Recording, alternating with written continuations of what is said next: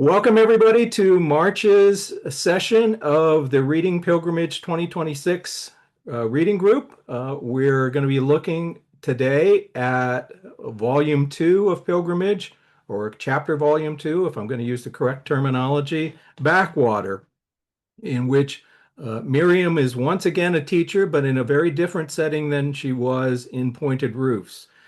And with us today, we have as a special guest Dr. Annika Lindskog from Lund University in Sweden.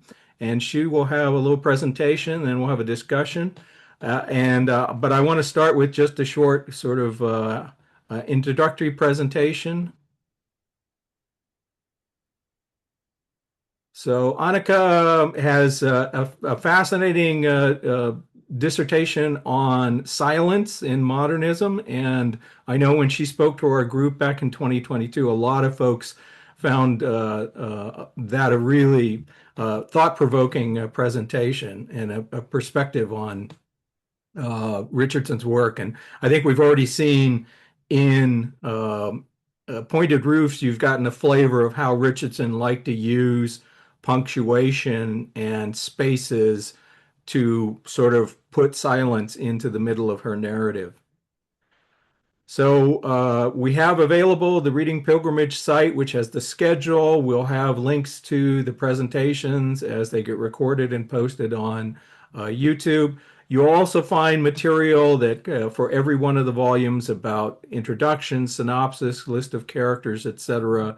So please take advantage of that if at any point you're starting to flounder in the text and you want to reach out for a lifesaver, a life boy. Based on the feedback of a number of folks who are looking to have a discussion group capability, I looked around. I could have hosted this on Reading Pilgrimage, but it would have required everybody who wanted to comment to create an account on Reading Pilgrimage, which it starts to get to be an administrative overhead. So instead, I created a community on Reddit. It's not necessarily everybody's favorite because, like anything on the internet, there's good stuff, there's bad stuff, and there's total garbage. But Reading Pilgrimage, I think I can confidently say not many people are going to go to this community who aren't actually interested in discussing Dorothy Richardson's Pilgrimage. So we've had some posts already. I encourage you, if you have thoughts and reactions, particularly if you want to get the feedback from others in the group about the aspects of the text, this is what this is intended to. So if you haven't been a Reddit user before, and I have to say I've never really been one, it is sort of a nice space to have discussions following on. And I think, as I mentioned in one of the recent emails, one of our group members, Lindsay Wilcox, is interested in seeing if folks would like to get together in the middle of the month for sort of follow-up discussions, which is great to see that people are so enthusiastic and have such a need to engage in discussions about it. So we're on book two, Backwater, first published in 1916. So this came right on the tails of it. And from what we know, Richardson's pretty much wrote Pointed Roof and then backwards or Backwater hand to hand. So that she went right through these first two books in quick succession when she was down in uh, uh, primarily working out of a cottage that the writer J.D. Beresford had loaned to her. So it was published in 1916, but as we already talked in the introductory discussion, this is Richardson reaching back. In this case, she's reaching back 23 some years to the experience that she had as a teacher in a situation that's very similar to the one with the Pern sisters in Backwater. So this is in Finsbury Park. This is an area of London that neither Dorothy Richardson nor her character Miriam Henderson had any personal experience of, I gather, at least because her family had lived outside London and then they moved on the south side of the river uh, to Putney. And so one of the features of this book, and I mentioned it in the preliminary discussion is that Miriam really has an attitude towards the people of North London, and that might be something we get into in the course of our discussion. So the Pern sisters were very much based on women that she knew in real life. So this was the Eyre sisters. There were four sisters. One of the sisters had died by the time. So this is from the 1891 census. One of the sisters had died by the time Dorothy Richardson came to teach at the school. The head of the school was uh,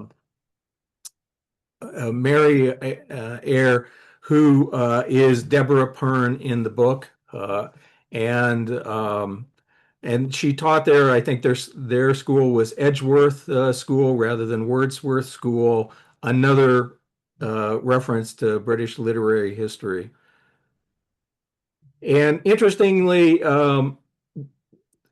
that Richardson kept in touch with Miss Eyre or Deborah Pern, and this comes from a letter that she wrote to her friend Briar, the novelist, uh, who wrote under the name of Briar. It was a woman named Winifred Ellerman, who was the heiress to a significant shipping fortune, and was from the time of like 1923. I think she reached out to Dorothy Richardson and expressed her enthusiasm for pilgrimage, and from then on became both a moral and financial supporter to Dorothy Richardson. So this is just out of a letter from 1936. Miss Eyre, Deborah Pern, was quite wonderful. Uh, Sorry, I've got to get my pictures out of here. There we go.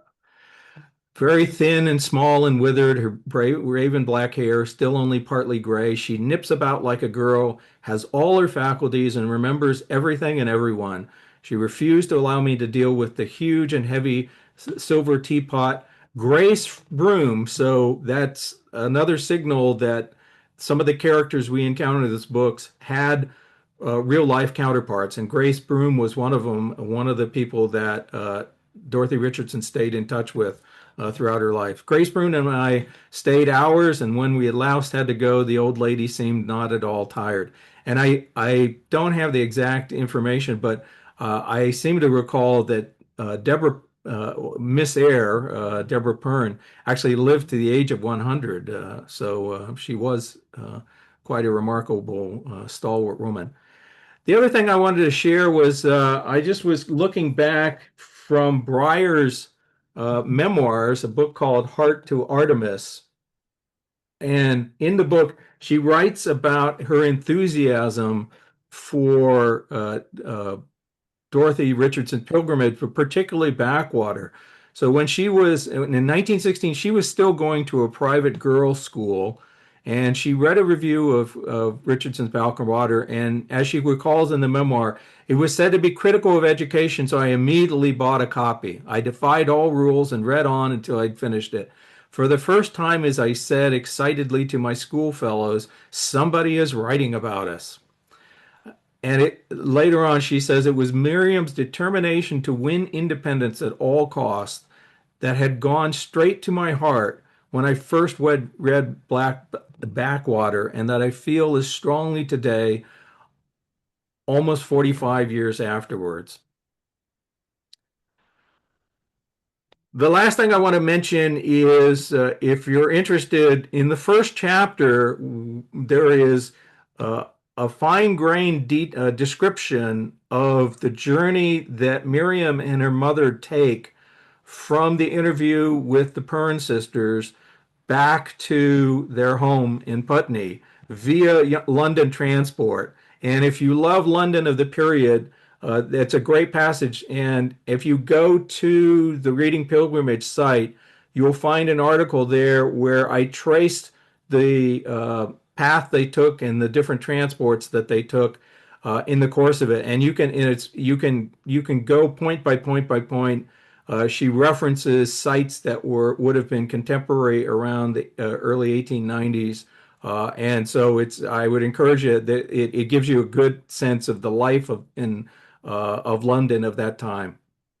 And so with that, I will stop my presentation and let me turn it over now to Annika to have a little presentation of her own, and then we're both open to have any comments or questions that folks have about the backwater.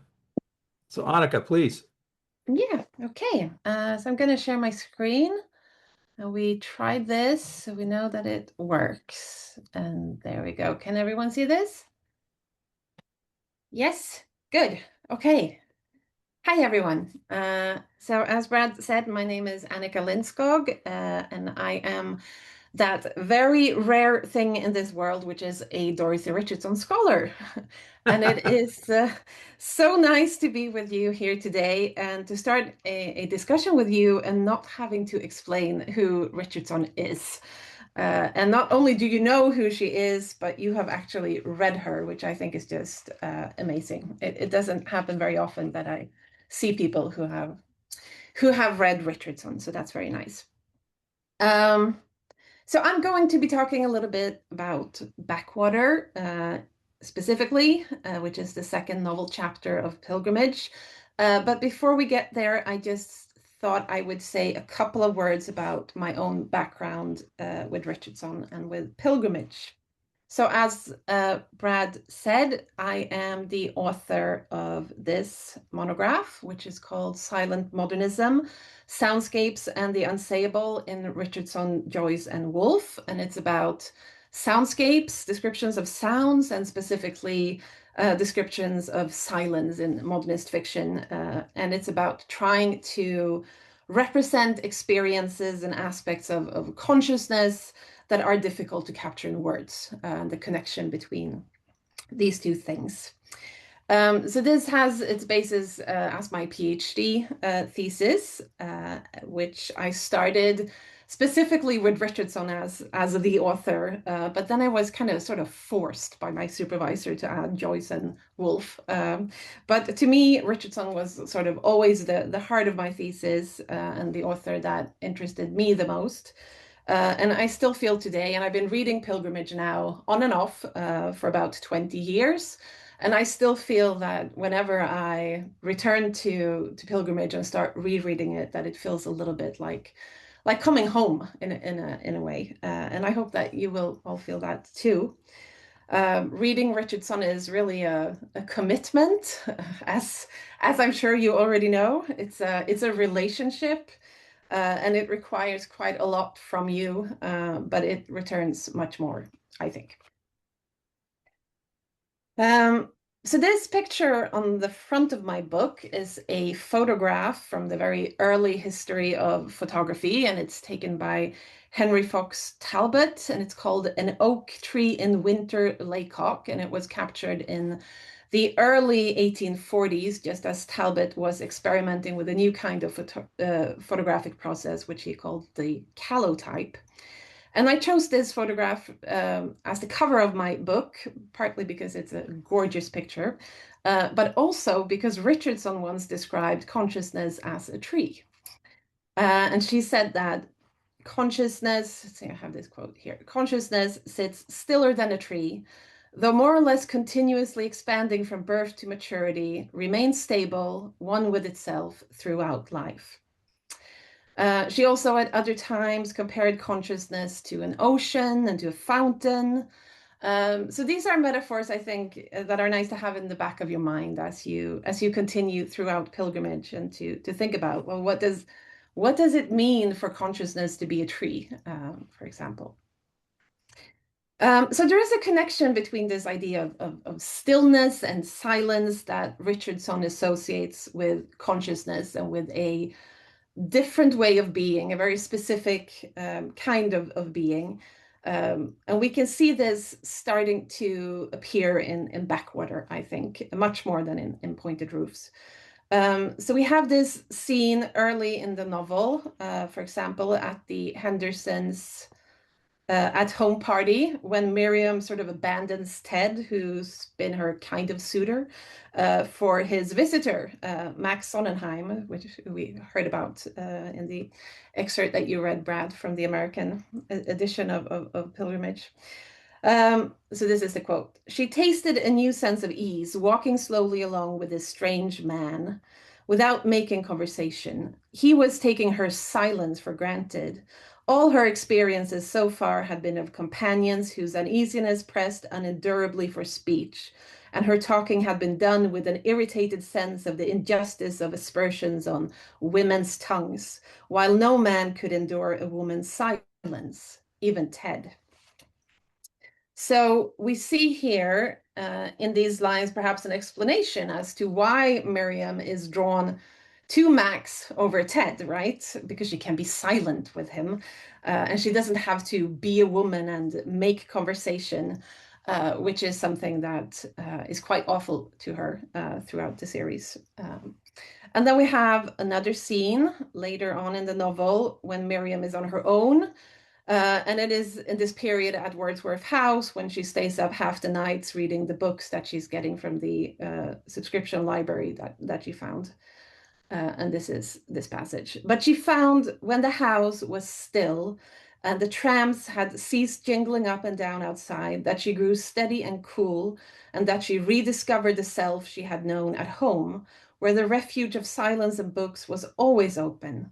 Perhaps that self, leaving others to do the practical things, erecting a little wall of unapproachability between Hello? herself and her family, that she might be free to dream alone in corners, had always been wrong, but it was Hi. herself, the nearest, Yes, most intimate self she had known. So here too we sure, see of course. in this moment of silence, sort of a mode of existence in which Miriam feels that she is herself much more. So 1755, 84121. is someone talking? Sorry. No. Okay. So we see here in this moment of silence a mode of existence in which Miriam feels that she is herself much more and much more able to explore herself and through herself, reality or existence or whatever you want to call it. So I hadn't planned at all to talk about silence in relation to Backwater, but I find it obviously very difficult to stay away from it, and I still see whenever I open Pilgrimage just silence all over. So it's there to be discovered. So we're going to talk about Backwater. So these are pictures of the first edition of this novel chapter, which we also saw previously. And this also happens to be my copy of first edition of Backwater. This is the second installment of Pilgrimage, which was written in 1915 and published in 1916, but set in 1893. It starts in August 1893 and it ends in December 1894. And Miriam is 18 and 19 years old in this novel chapter, which depicts her year and a half of teaching at Wordsworth House, which is situated in North London at Banbury Park. And these places correspond to Richardson's own experiences of teaching at a school called Edgeworth House, situated at Finsbury Park in North London. So we can see here on a very nice map where Finsbury Park is in North London, very close to Islington, to those of you who are familiar with London. And if we zoom in a little bit, we can see the neighborhood and the address of the school, which is 28 Seven Sisters Road. So today it looks very much like this is quite central in London, but if we look at this map instead, and I worry now that you can't actually see the blue dot that I placed because it's, at least on my screen, below the zoom things. But you can see on this map, which is from 1890 via Wikimedia, that the school is not actually in central London, but in the outskirts. So it's at the very, very top in the middle of the map, if you can't see the blue dot. So North London, and just by way of contrast, this map here shows where Miriam lived with her family in Putney, which is in South London. And even though there is very seldom an explicit contrast between these two places, North and South, in the novel, in Backwater, the comparison is constantly present in Miriam's often condescending remarks about North London, about the North London dialect that she hears, and about what she seems to experience as a quite rough environment in many ways, and very noisy, with the trams jingling by, which is making it difficult to listen and to speak and to think properly. And for someone who is so always so bent on finding silence and these silence refugees, that noise must have been horrible to Miriam, I think. Okay, so the second novel chapter of Pilgrimage and the second installment of the novel that you're reading. So it's difficult while you're in the process of reading it, of placing it in relation to the rest of Pilgrimage, right? The entire thing. So I suggest that once you get to the end of a Pilgrimage in its entirety, that you start over again, because you will see so many more things once you have the whole thing in your head. But I think that in thinking about Backwater or any other novel chapter in this series, it really helps to think of them as either autonomous or as continuous. So some of the novel chapters are more autonomous than others. They are freestanding, right? And these are the novel chapters that often have a particular setting that appears in just the one novel chapter and then perhaps doesn't reappear. And so, of course, Pointed Roofs is a very autonomous novel chapter, because it's set in Hanover. And Backwater too is quite autonomous rather than continuous, I think, because this Banbury Park setting is very particular to this novel chapter. And then there are later installments, I think, starting in particular with the tunnel, where Miriam goes to live in the more central parts of London and in Bloomsbury, where the novel chapters become more continuous, because the setting stays very similar for a number of chapters. But I think that all chapters are more or less autonomous and more or less continuous. So that's a distinction, I think, that you can carry with you as you continue onwards in the series. And in comparison with Pointed Roofs, I think that Backwater feels more continuous, because it's set in England, in London, and with Miriam's family, who dip in and out of the series in different ways. At the same time, as it feels as though we're moving perhaps forward more here, the very title of this novel chapter signals that this installment isn't really leading us onwards, because we aren't going any places here. We are in a backwater, right? So thinking about the title is, I think, a useful place to start. And my students know that I love looking at definitions of things. So this is very often where I start. This is from the Oxford English Dictionary, always the place to go when you're defining something. And we can see here that backwater has a couple of different meanings in relation to water, with rivers in particular. And there are several definitions, and we can see two of them here that both specify bodies of water that aren't moving. So we have water dammed back, and then we have a piece of water without current. And then there is, of course, also this definition for B, which is likely the one that Richardson had in mind as she named the novel, which is a place or situation in which no development or progress is taking place. So it's really interesting, I think, to note that this is a water metaphor, a river metaphor, more precisely, especially since flowing water is the image for modernist prose, as per William James's stream of consciousness, which was first used by May Sinclair about pilgrimage, specifically about the first three novel chapters, of which Backwater makes a part. So if we think of a backwater in this way, then that would mean that there's no current in Miriam's stream of thoughts, or in her intellectual development, perhaps, depending on how we choose to understand it. And to me, this is going a little bit too far, because I think that actually a lot of things happen with Miriam over the course of this installment, much more than in Pointed Roofs. She develops her opinions about things. She learns to read newspapers. She reads a lot, ranging from the Bible to the somewhat controversial novels by Ouida. She goes through a religious crisis of a kind. She comes to terms with what she thinks that learning should be. And she ultimately decides that she does not want to become a teacher. And so she leaves Wordsworth House at the end of the novel.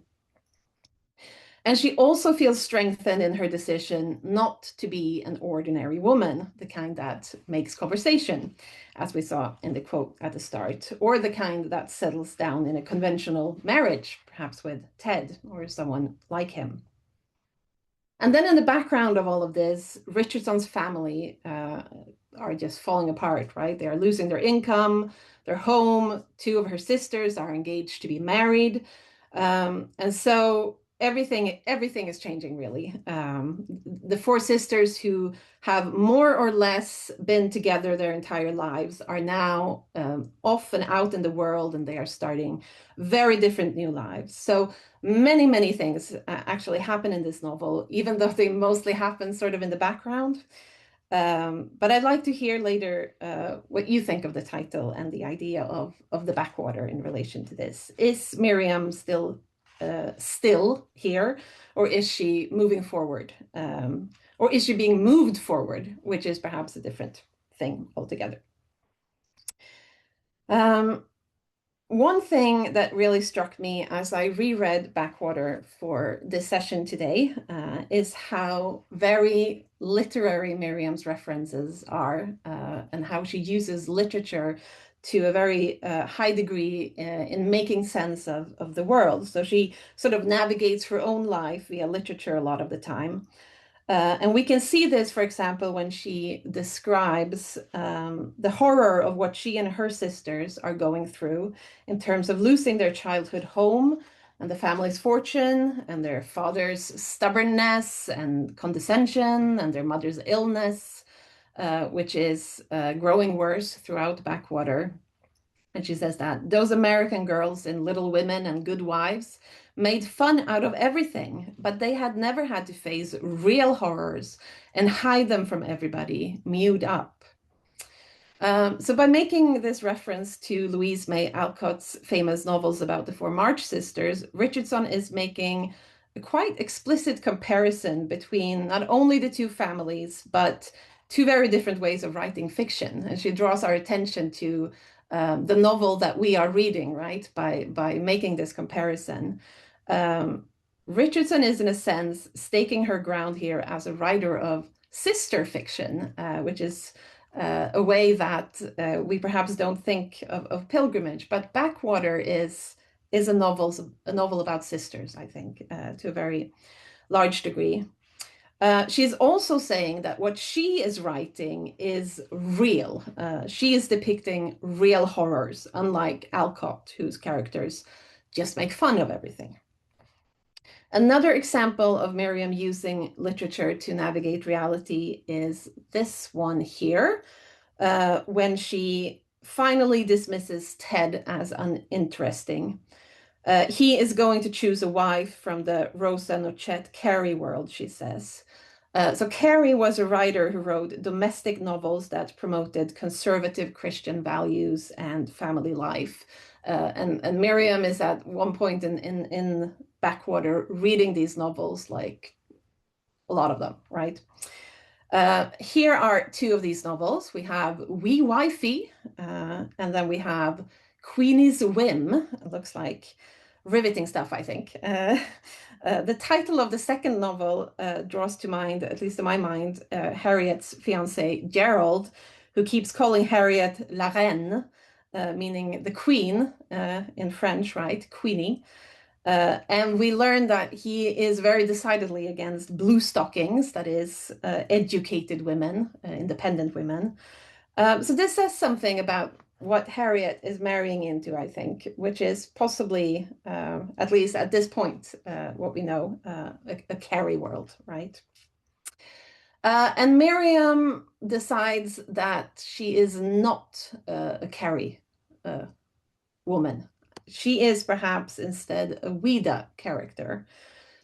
So Ouida was a much more controversial writer at this time, which is clear from how scared Miriam is to ask after her novels at the subscription library.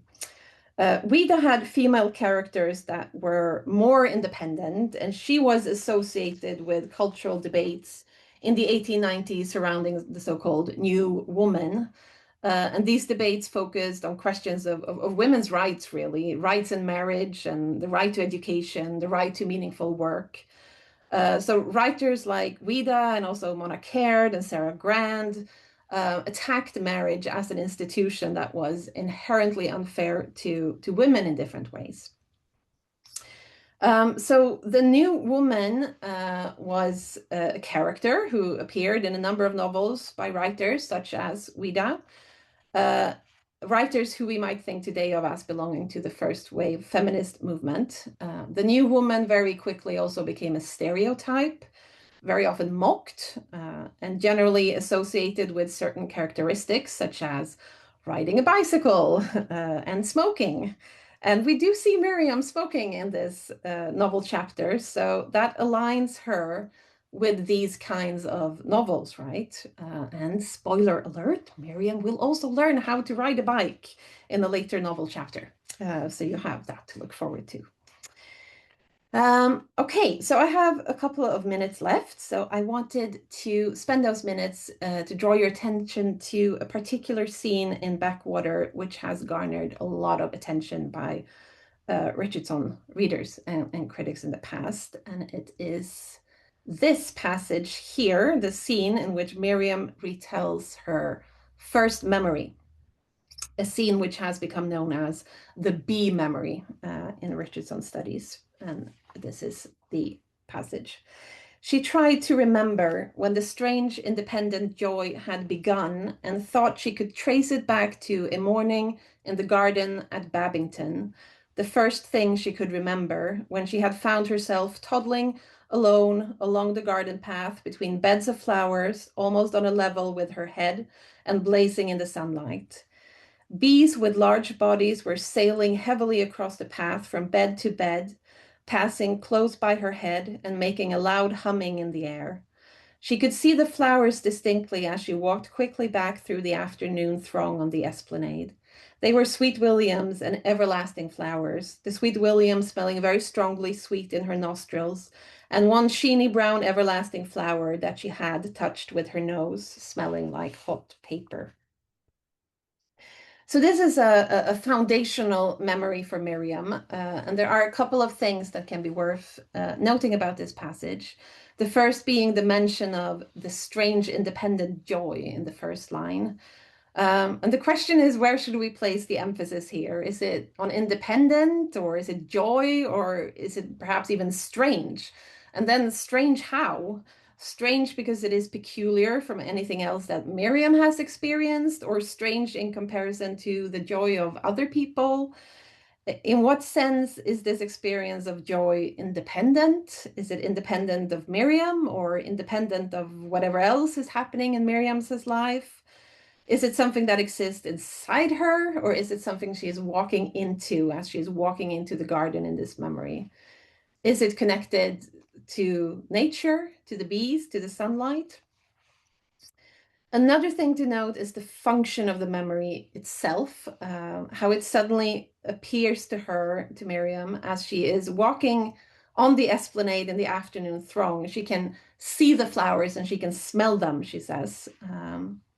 And we might also use this passage to think about Miriam's relationship to nature and the role that it plays for her sense of self. In relation to this memory in particular, which actually reappears several times in Pilgrimage, so look out for it as you continue onwards. In relation to this memory in particular, Richardson has been compared to Proust, right? Which is another modernist writer known for his exploration of memory as a narrative technique. And we can see in this passage sort of the complicated prose that Richardson is weaving when she is representing Miriam's consciousness, that memory plays a really important part of that. So Carol Watts has called this an ur-memory, a foundational memory that constitutes an Edenic founding of selfhood, where the child moves in a magical sphere presided over by a natural and sentient trinity of flowers, bees, and sunlight. It is a scene that connotes innocence, security, and above all, home for Richardson, the last guardian of her Babington childhood. So it is a memory of loss to a certain extent, this passage, as Watts suggests, but it's also a homecoming, of finding her way back to something important and to this strange independent joy, which seems still to exist in her in some sense. And thinking about these things, I would like to end my presentation with looking back to the final pages of Pointed Roofs, to a scene where Miriam is summarizing her journey to Germany with these words, which you'll remember. Hurriedly and desolately, Miriam packed her bag. She was going home empty-handed. She had achieved nothing. Fräulein had made not the slightest effort to keep her. She was just nothing again, with her Saratoga trunk and her handbag. Harriet had achieved. Harriet. She was just going home with nothing to say for herself.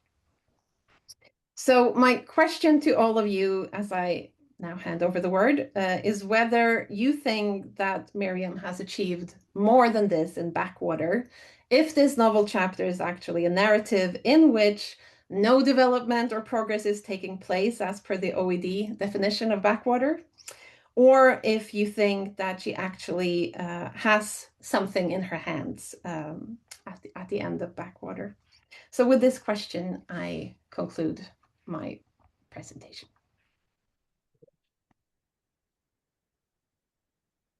Thank you so much, Annika. What a wonderful presentation. And I have to say, one of the great things of having Richardson scholars join our discussion is the enthusiasm that you bring to the subject. You know, you're here, as you said, you're here because you love Richardson, not because it's sort of popular and a good career move from the academic standpoint. Uh, Before we open it for discussion, I just want to offer one comment, because some of us here were part of a reading group last year where we read Anthony Pohl's A Dance to the Music of Time 12 novel series. And in Pohl's memoirs, in the first volume, he recalls a memory of seeing light filter through dust from a high window, and the fact that in seeing that, and I won't repeat the word because I don't have it memorized, but essentially that was the moment where suddenly he says, I was me. And he realized that he was, a self. And there's so many similarities between that memory of Pohl's and the one that you quoted in the B scene from Backwater, that to me, that's the thing. The strange independent joy to me is the realization of self, the really first real sense of a self independent from everyone else you see going on in the world. But I don't want to dominate the conversation. Please, folks, let's see. Do we have any hands up yet? Okay. Karen Horowitz. Thanks, Brad. Just picking up on your last point, which wasn't the point I was going to make, but I thought it was interesting looking at that passage about the joy, and I agree with you, it connects with her sense of self. But in Backwater, there's also an interesting contrast where she's talking about Julia, the teacher who comes from Ireland, and she talks about how Julia doesn't have that sense of joy. So that kind of linked up with what Annika was also talking about, I felt. But in answer to your question about whether Backwater is a backwater in terms of the definition, I think, first of all, I really loved your presentation and what you said about, forming a relationship with pilgrimage. And once you start reading it, you kind of keep reading it that's something Phyllis and I'll probably talk more about next time, but that's definitely my experience. And so linking back to the end of Pointed Roofs and your question, every chapter volume is like trying something out. She's trying something out. Is this my true sense of self? And Backwater is the second one where she does that. My personal view is it's a necessary experience. So there's also something about whenever Richardson uses the word pilgrimage in the text, that's interesting. So I know we're all using different editions here, but in the Virago edition, she uses it in chapter 7 on page 298. She's talking about walking with Harriet, and they strode speechlessly ahead as if on a pilgrimage. And that jumped out at me. Backwater is part of the pilgrimage. It's kind of a contradiction in a way, but a paradox almost. She needs to be in the backwater to move forward. So when she gets to the point of deciding to resign, she talks about her adventurous renunciation. Again, an interesting contrast there. And her triumphant assertion that she had absolutely nothing in view. But that itself is a view, and that propels her forward. So that's kind of how I feel about that question. Thank you, Karen. Let's hear from Amy, and then we have a couple more folks. Could you go off mute?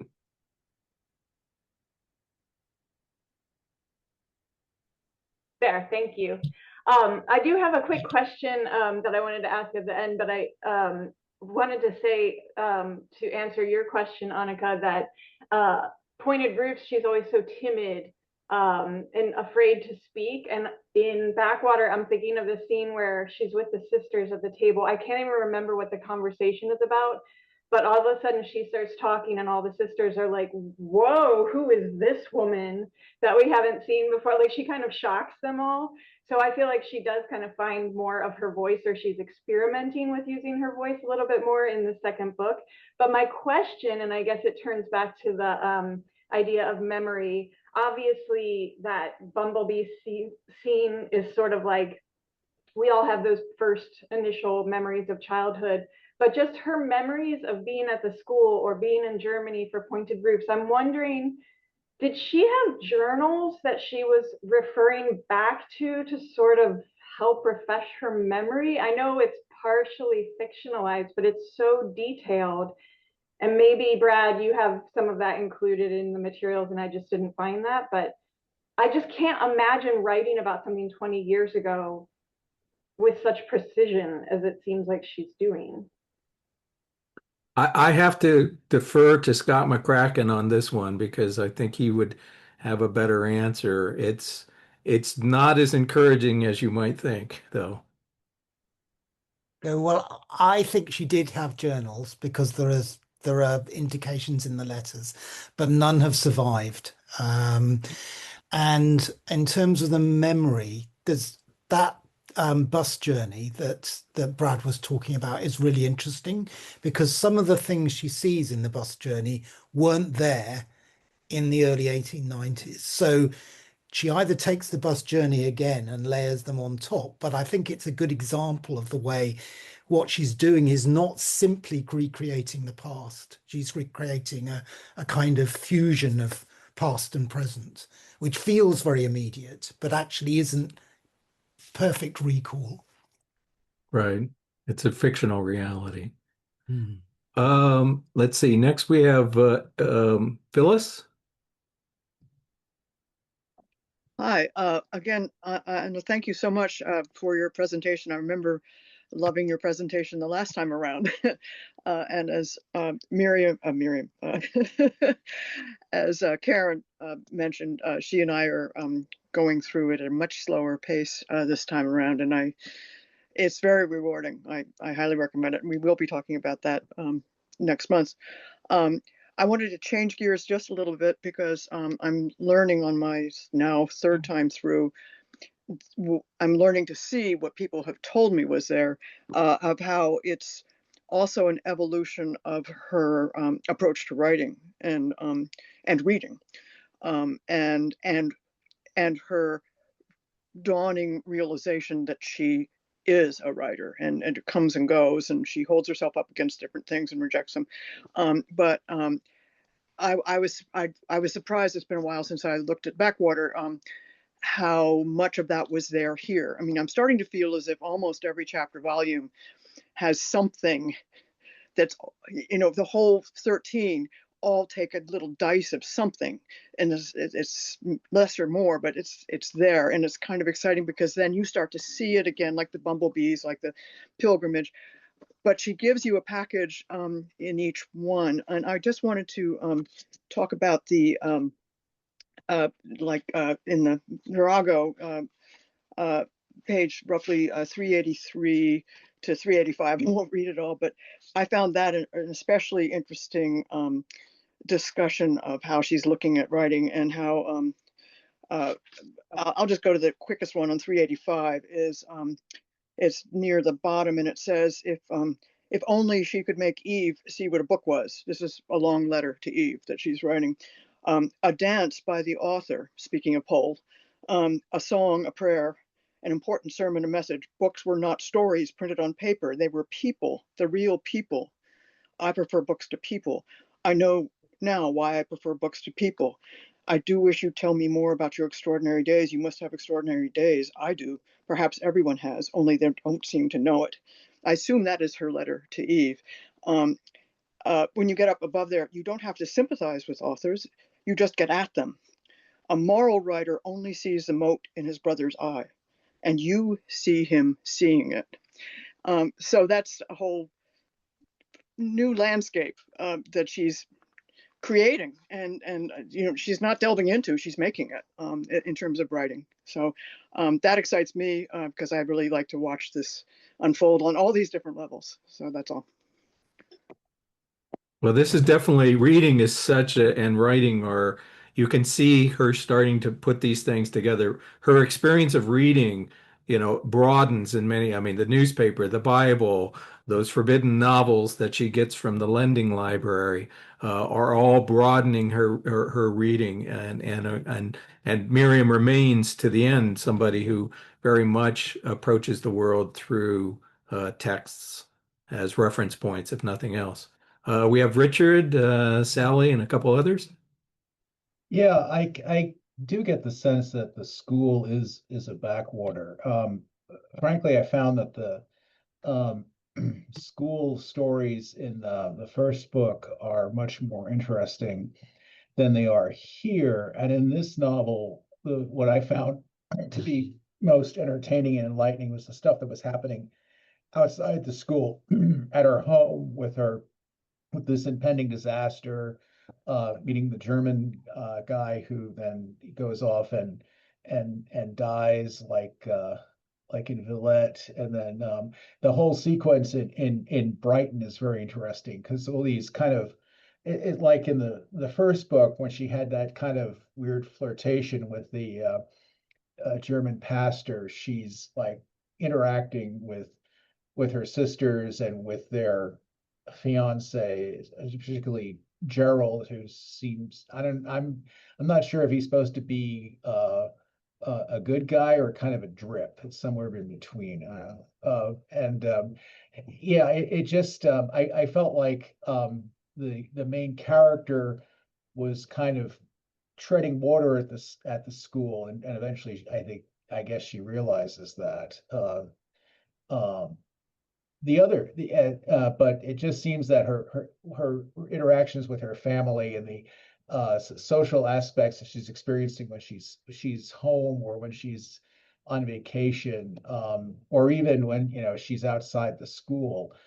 Those are the areas of the novel. I kept wondering why it was necessary for her to write about this experience at school, other than the fact that she has these kind of theological interactions with one of the sisters, which are kind of interesting because she's kind of having, the kind of questions that a bright, fairly well-read teenager would have about Christianity. And already saw in the first book that she is at best lukewarm toward the Anglican Church. So those are just my reactions. But yeah, I get the feeling that I mean, again, this is my first time through it, and I'm really trying not to read ahead or read summaries, so I kind of get surprised. But I'm kind of hoping that now that she's kind of done with teaching, that something more interesting comes up in the third book.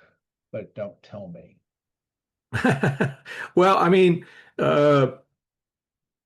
she's a teacher because that was on the list of a very few number of options to a woman Yeah, of her place in Can- British society at that okay, time. because And you can see her in this book. In fact, several times she sort of thinks ahead saying, well, what if I got my certificate? And this is right. and for her, it represents a dead end, a shutting off. I mean, she sees herself becoming, Yeah, because less of the person that she wants. And that was recall that in Pointed Roofs, there's a moment where she thinks, "Oh, I'm not making it as a teacher. Maybe I could help out down in the kitchen," which is, technically it is another option for a woman right. to be unemployed, but not a particularly Yeah, attractive one, because or one that Miriam was actually in any way Well, qualified for. when my mother went to college in the 40s, that was, I mean, it was that it was still the same. She wanted to prepare for a career, and that was teaching was one of the boxes you could check as a woman. And it just so happened that she really loved teaching, Right. unlike Miriam. But yeah, you're right. That is kind of, what options did you have? Even by the 1890s, where as you were saying, the whole New Women thing was opening up, because really women in the workplace was still kind of novel in the early 20th century. Secretaries were men, and then you had the kind of the shift to the pink collar office professions. So Right. yeah, okay. Let's hear from Sally, then Lindsay, and Ray. I was really struck by how much of a painter Dorothy Richardson is. There's so much painterly effects in her novels with light and shadow and color. And I'll just read one sentence that struck me. The sun shone through the apple trees, making the small, half-ripe apples look as though they were coated with enamel. I just find that so painterly. And I think that at heart, she's a painter as much as she is a musician and a writer. That's Yes, absolutely. It's a good point. It throughout Richard Pilgrimage, there are so many strong visual images, but also sound. And this goes to Annika's talk and her thesis is how much silence and sound. I had forgotten, for example, the whole scene in the Crystal Palace where she tells Mr. Perrow that she can't stand loud noises, that she has this horror of loud noises, and that's one of the reasons she hates hearing the trams going up and down, rattling, etc. And I have to say, one of the things I would recommend Heart to Artemis, Breyer's memoir, because one of the things that I remember in it, and I may even be able, because I think it's on the first page, but she talks about, yeah, the background, yeah, here it is. The real background to these formative years, she's talking about the 1890s. The real background to these formative years was the sound of hooves, the metallic thunder of big animals drawing the carriages called landaus, the lighter trip-trop of hansom cabs. On land, apart from a few trains, horses comprised the whole of transportation. And so she talks about how that noise of horse transportation was a constant for anybody who lived in a city at that time. And that's an example that we don't necessarily pick up because that's not at all the world that we live in now. Let's hear from Lindsay next. Hi, apologies for camera off. I got a phone call right before this started and, like brush hair and make bed. didn't happen. So, um, um, um, shoot, it was something Sally said that piqued my interest, and now I've forgotten. Because I'm nervous about putting this forward because it may sound completely frivolous, but the original question was, asking us whether or not we felt a change. And something that struck me about Backwater is that it's so, I mean, there's so much of it that I just found so, her searching is so painful and she's so sad. I really felt that physically. But the change that I really felt, and this I'm going to put forward a theory that may sound kind of frivolous, and ridiculous, but it's the toboggan ride with Mr. Perro, where she keeps saying, no, I don't want to do that. And then he asks her again when they're right next to it. And she says, okay, well, let's go ahead. And it's so funny. He says, well, you're very graceful at giving in. And the description of that is so sort of, you'd feel the toboggan ride. And it felt, when I wrote in my page was sex. The toboggan ride, it just gives her this peak experience, this rush. And it feels that, that's the end of chapter 9 and the beginning of chapter 10 is when she goes and tells the Perns, okay, I can't do this anymore. So that the toboggan ride feels like a real release in her psyche, that she's been thinking, oh my goodness, going over all this stuff, being so sad, feeling so stuck, that it was a toboggan ride, and that sort of physically peaked experience, Peaked, that really sort of brings about the change and sort of makes her sure. And there's a surety in just that last chapter. Okay, now I know what I'm doing. That it feels to me like the toboggan ride is very symbolic. And she does mention earlier double entendre, or although she says entente, but so does anybody feel that's just too extreme, that there might be a sort of implied sexual component to that? And I have two. I see Scott shaking his head no. Yeah. There's no doubt that Miriam is a very controlled person, and this is one of the first times we see her giving up control. Yeah. So it's a good observation, I would say, very relevant. And then I had just two kind of mechanical questions. She speaks of, she's talking to Julia, and she says, I found out in January that Ted died. When is January happening? In which chapter? I got into the weeds trying to figure it out. Never figured it out. I'm sure it's quite obvious.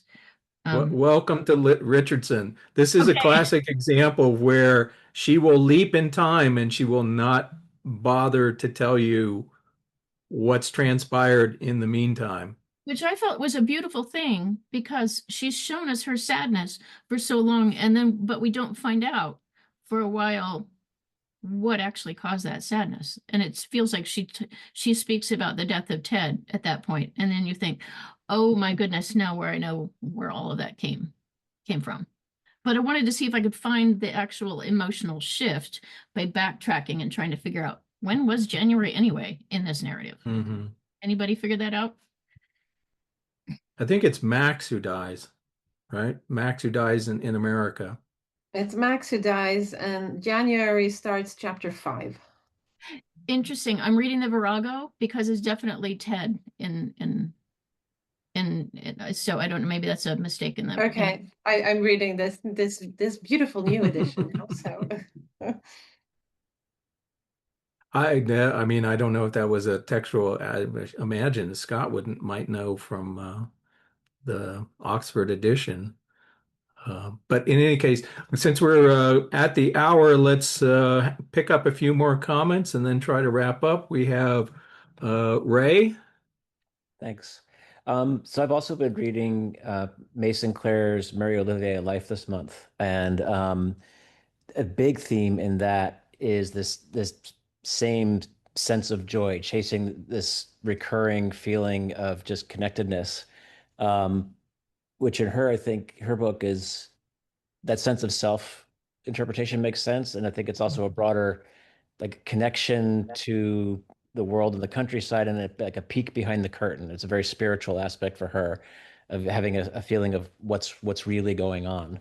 And it's a bigger, more explicit part of the book there. But I couldn't help reading Miriam's in that same light, and wondering if what kind of cross-pollination was going on between the two writers, or you mentioned one or two others who had similar sorts of things. Is that something that was in the air at that time? It's very distinctive. I think, I mean, I think it was in the air because frankly, if you look at some of the seminal modernist texts of that period, they're full of moments of intense experiencing, um, and dealing with the moment rather than trying to fit it into the context of whether it was proper or not, or allowed or not, or any of those things. So, I mean, Ulysses is full of moments where Leo Bloom, just has this experience, and he loves his kidneys roasting in the pan, and he loves the smell of things in the street, and so I think I think a lot of modernist writers were tapping into that. Leslie?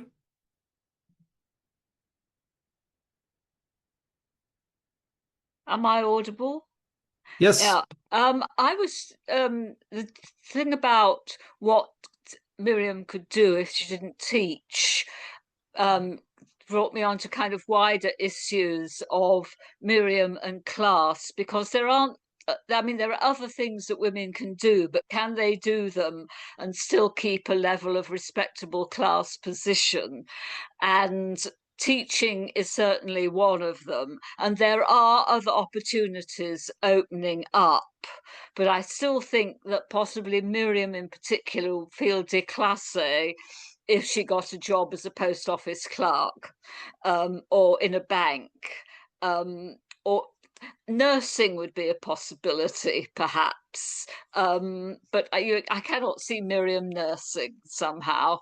Um, and again, being a cook wouldn't be a possibility, but schools of domestic science were opening, which was opening up a different kind of potential in that area. But there's a whole lot of interesting issues around class, which also manifests in the way she talks about Banbury Park, that it's somehow not as nice an area as where she comes from. These people are not quite her kind of people. They are not quite our sort, dearie. And I'm still trying to kind of get a bit of a hold on that. It's such an English thing. It's such a kind of minute gradations, and setting people in particular places, and I'm not quite sure why North London, that particular part of North London, would be seen as particularly not quite um, compared to Putney. I mean, wouldn't have thought Right, Putney right. was that kind of posh a suburb at that time, but I'm still thinking about this. I mean, they'll Well, probably it's call. funny, because at numerous points here, she compares the Pern Sisters school with the school that she had attended, which was Hmm. quite advanced, Hmm. quite advanced. And yet, as we discovered, um, so she got literature instruction and she got science instruction, but as we see from her first encounter of a newspaper, she had zero political or No economic current education. affairs. Yeah, but I mean, Yeah, I get the impression she went to possibly a girls' high school, which was kind of academically elite in certain ways, but did not deal with current affairs. right, right. Yeah, that. But So, the Pern sisters school seems more about just kind of giving them a very general education of no yeah, I particular mean, distinction. um, we're past the hour. Are any further comments or questions that folks want to put forward, particularly with our special guest Annika we have with us today? Could I just say, Brad, I'd be really interested having heard all this wide range of comments, many fascinating insights, if Annika has anything that she'd like to reflect on in terms of her original question, it would be great to hear any responses. Yeah, just to say that it's been fascinating just listening to your thoughts on pilgrimage. Some of you having read through it before, and some reading it through for the first time, and speculating about what might happen. I think that someone left a comment here in the chat. Valerie wrote that I think Miriam feels like she is stagnant, even though we as the reader see her changing. Miriam feels like she is not progressing, no current job, her family is falling apart, blah blah blah, etc. And I think this is actually true. I do understand also. I mean, even though I asked this question, that Miriam, of course, does feel like she is stuck in horrible North London and nothing is going her way and everybody else is changing, and that she feels, I mean, she repeats several times in this novel chapter that she's just going to grow old and die, and now she's, I mean, she's practically 40 already, and cancer is coming, etc. So I absolutely do see that she feels herself she's stuck in a backwater, but I also think, as Valerie says, that we see something very different as readers. And I think that the text opens up for these many different perspectives all the time in many different ways. And one of them that we've talked a little bit about today is um, the doubleness of the text, like compared to when did Richardson write it and when is it set. And I was really intrigued by what you said, Scott, about this tram ride, which I hadn't realized myself. But we also have this different perspective where we as readers see more than Miriam knows continuously because she is I mean, the perspective, we have the older Miriam narrating, right? But we also have the younger Miriam who's experiencing everything. And we see something that she doesn't all the time. So I think she is both stuck in a backwater while we can also see her sort of progressing. And I'm not sure if this sort of answers your question at all, but these were my thoughts when I was listening to you. Thank you for that. We have one. Let's get one last comment from Lindsay. It was just a question, actually. Leslie sort of reminded me of a question I had just about, I became so interested in like the class structure within the schools at that time.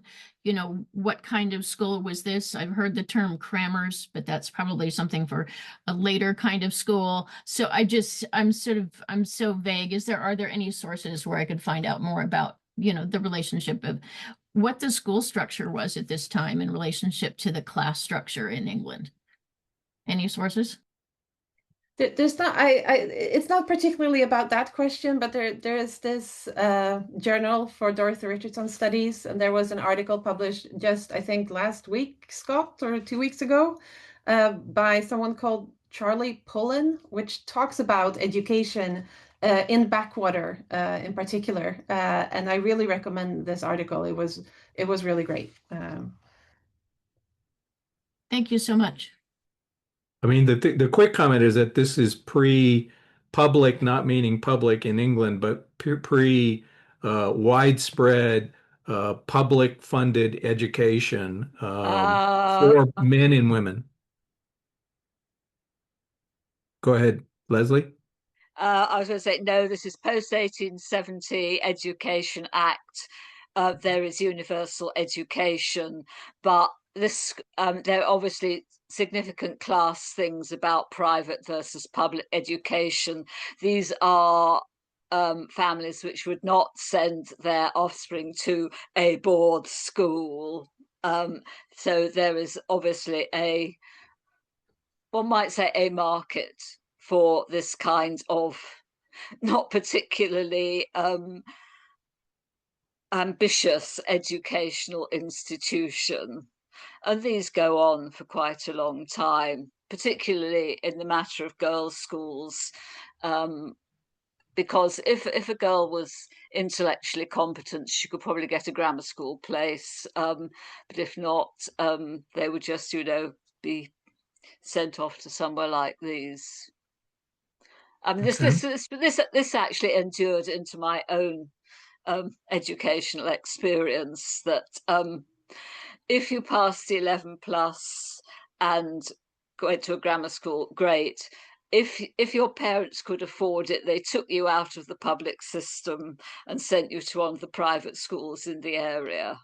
And if not, because they did not want to send you to a secondary modern school, which are regarded as terrible places, which, you know, it's a whole class thing.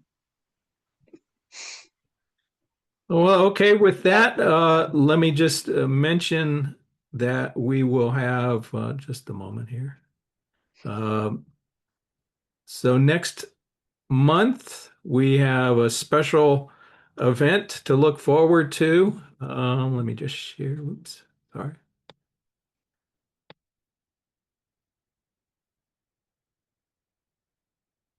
So our special guests will actually be two of our members of this group, Karen Horowitz and Phyllis Orrick, who were with our group in 2022 and have been carrying on their own venture through pilgrimage as a two-person reading group. And they volunteered to take part and help us through a discussion of the next volume, Honeycomb, which is a fascinating volume where we see lots of parallels between Richardson's own life and Miriam's experiences. So I certainly welcome you to or encourage you to come up for that session. I will also say that in anything, if there are any desires in terms of material that is included in readingpilgrimage.com that's not there, please reach out to me through email or on Blue Sky or whatever works for you, and we'll try to make that available. And let's see my other notes. So, yeah, I mean, this is great. Thank you all for coming out. The participation we've had so far is wonderful, and I encourage you to stick with it. Pilgrimage, there's something to be gained from pilgrimage every step along the way, and as many people have said, and it even gets better when you go back a second time. So I hope this is encouraging you all to stick with Richardson's challenging but illuminating work. So thank you everybody for joining us, and we'll see you in April. Take care.